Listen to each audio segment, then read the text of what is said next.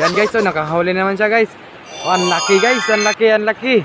Ang laki guys. So, tingnan nyo guys, oh. Diba? Oh, diba? Kaya dito sa amin guys, talaga.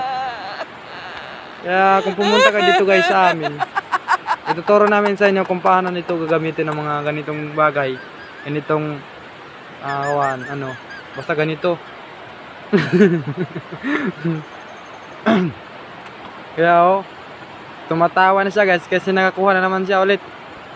Sa akin guys, ang laki. Kaya ito, dito ko rin minsan kaya minsan dito ko ginabutang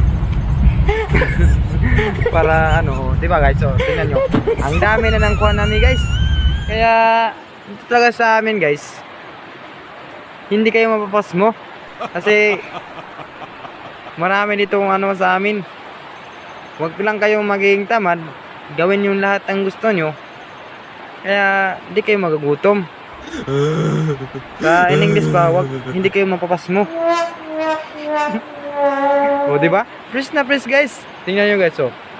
Muntik na siya makahuli, kaso lang bato. Kaya guys, oh, tingnan nyo, ang laki guys, diba? Ang laki, oh, diba? Ang tawag dito yan sa amin guys, paitan. In English, pait kayo. Kaya, oh, yan, tingnan. Now, ay, sayang. Muntik na hapit.